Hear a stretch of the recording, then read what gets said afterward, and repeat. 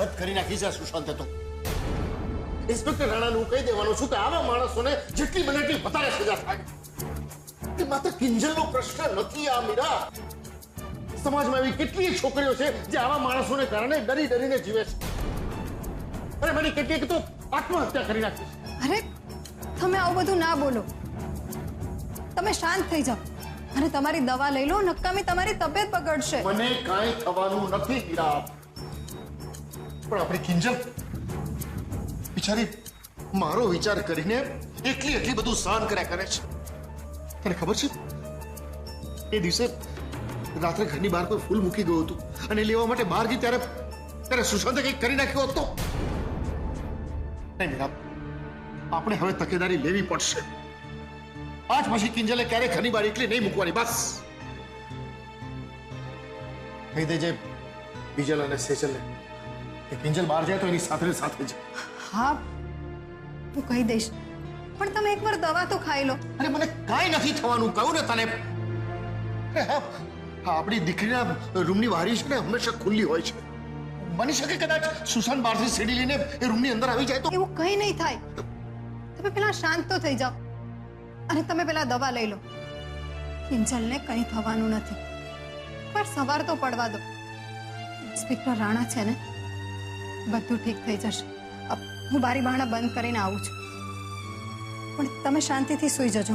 હા સાંભળ, ઘરના બારી બારણા 2 વાર ચેક કરજે. એની કડીઓ એની સ્ટોપર બરાબર લાગી છે કે નહીં એ પણ જોજે. હા ચલો તમે પેલા સૂઈ જાઓ તો. અરે ચલો. હું તને શું કહું છું સાંભળે છે તું? હા મેં બધું સાંભળ્યું. તમે શાંતિથી સૂઈ જજો. હો, બિલકુલ ચિંતા ના કરતા. હું બંધ કરીને આવું છું.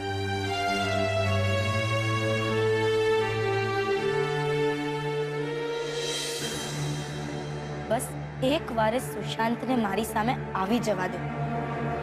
એવું મારીશ કે આખી જિંદગી માટે ટાયલા કરવાના બંધ કરી દેશે. રોડછાપ રોમિયો. અને રોડછાપ રોમિયો નહીં, પણ ભણેલો ગણેલો માનસિક વિકૃતિ ધરાવતો સાયકો કહેવાય. આ બધી છે ને આ લોકોની ટેકનિક હોય છે. કોઈ પણ શારીરિક વાર નહીં કરવાનો, પણ અહીં માનસિક વાર કરશે. એટલે કિંજલની હિંમત હંમેશા માટે તૂટી જાય અને એ ઘરની બહાર નીકળતા પહેલા પણ 100 વાર વિચાર કરે. પણ કિંજલ, તું જરાય ના ડરતી. અમે બધા જ તારી સાથે છે. હું ડરતી નથી સેજલ. એટલે જ મેં અને રૂપેશ જીજુએ મળીને ઇન્સ્પેક્ટર રાણા સાથે આ રેકોર્ડિંગ વાળો પ્લાન બનાવ્યો. પણ એ તો આપણા નસીબ કે ફોન સુશાંતનો નહીં, નિત્યાનો આવ્યો. પણ કિંજલ, રૂપેશ જીજુ એમ કહેતા હતા કે નિત્યાએ આ બધું એના પપ્પાના ઈલાજ માટે કર્યું હતું. તો થઈ ગયું ઓપરેશન? ખબર નહીં. હું એને આ પૂછવાની જ હતી કે પહેલા જ એને ફોન કટ કરી નાખ્યો. હું તો બસ મગજમાં શંકા થઈ એટલે ક્લિયર કરતો હતો. બસ એટલે તારી શંકા તો ક્લિયર થઈ ગઈ. મને પણ ક્લિયર કટ સમજાઈ ગયું છે. મને લાગે છે આપણે પોતપોતાની રીતે ઘરે પોતપોતાની રીતે એ આગળ જતા વધુ સારું રહેશે. રૂપેશ, હા શું થયું બેટા? સેજલ સીએ થઈ એ વાતની તને ખુશી નથી? વાત મારી ને સેજલ વચ્ચેની નથી મમ્મી. મારાથી એક બહુ મોટી ભૂલ થઈ ગઈ છે. કાળા ગુલાબ?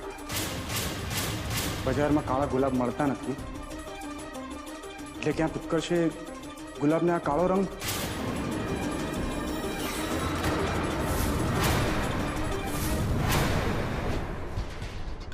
મને તારી રૂમમાં તારા કબાટમાંથી આ બોટલ મળી છે જેમાં કાળો રંગ છે. મેં તારા કબાટમાં કિંજલનો સેમ ફોટો જોયો છે જે ત્યાં ફ્રેમમાં હતો. આપણી આટલા વર્ષોની મિત્રતામાં તે મને આટલો જ ઓળખ્યો? હું તો બસ મગજમાં શંકા થઈ એટલે ક્લિયર કરતો હતો. બસ તારી શંકા તો ક્લિયર થઈ ગઈ ને મને પણ ક્લિયર કટ સમજાઈ ગયું છે કે મારો ભાઈ, મારો મિત્ર, આ બધું ફક્ત કહેવા પૂરતું છે. હવે તું જ કે મમ્મી, આમાં મારો શું વાંક છે? મેં તો ઉત્કર્ષને પૂછતા પહેલા જ કીધેલું કે ખરાબ નહીં લગાડતો. અને તું જ કે કે મનમાં જો કોઈ શંકા આવી હોય તો શું એને રાખી મૂકવી સારી કે પૂછી લેવું સારું? પણ ઉત્કર્ષે તો મારી વાત બસ પકડી જ લીધી. મમ્મી પ્લીઝ તું મારા વતી ઉત્કર્ષ સાથે વાત કર ને પ્લીઝ. એ તો હું કરીશ જ બેટા. તમારા બંનેની મૈત્રીને એમ હું તૂટવા થોડી દઈશ. પણ ધર્મ શું કહે છે? શબ્દોથી મોટી બીજી કોઈ તલવાર નથી. અને તારા શબ્દોના કારણે ઉત્કર્ષનું મન દુભાયું છે. એના વિશ્વાસને ઠેસ પહોંચી છે. તો એને ઠીક થતા સમય તો લાગવાનો જ ને.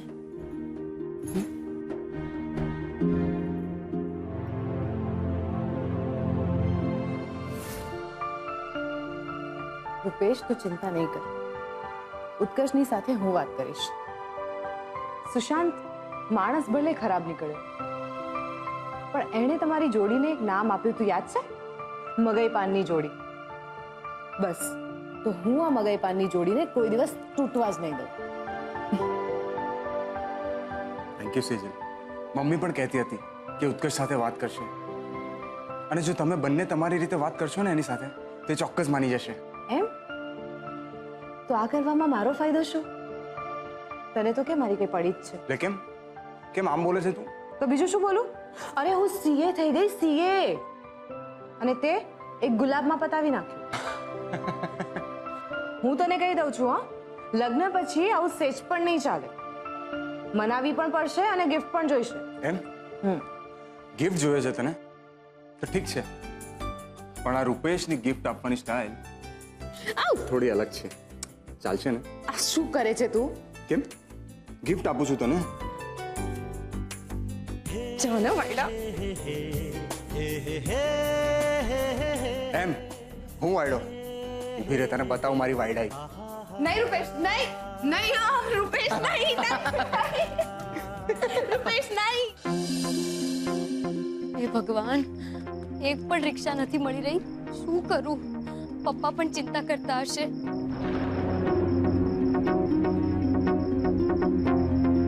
હે ભગવાન, વરસાદ ચાલુ ન થાય તો સારું. શું કરું શું કરું? હા, પપ્પાને ફોન કરી દઉં છું.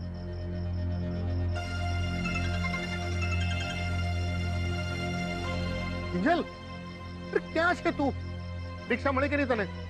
ના પપ્પા, એક પણ રિક્ષા નથી મળી રહી. જો ચિંતા નહીં કર, ગુલાબ નીકળી ગયો છે અહીંયાથી ત્યાં આવવા માટે. અને સાંભળ, ત્યાં સુધી તું તારી સંભાળ રાખજે. અને આ જરા સાવધ રહેજે. હા પપ્પા. પપ્પા, તમે મારાથી નારાજ છો ને? મેં તમારી વાત ન માની ને હું દૂધ લેવા એકલી નીકળી પડી. કિંજલ, અત્યારે આ બધી વાતો કરવાનો કોઈ મતલબ નથી. તું જલ્દી ઘરે પહોંચતી થાપ. અને સાંભળ, ફોન કરતી રહેજે. હા હા પપ્પા.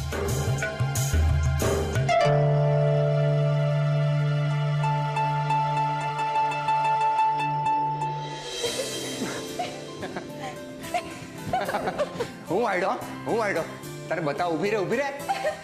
હા હા હા, એક વાર ની સાડી 17 વાર વાયડો. ઊભી રહે તારી તો બતાવ તને મારી વાયડાઈ. રૂપેશ, ચૂપ. નહીં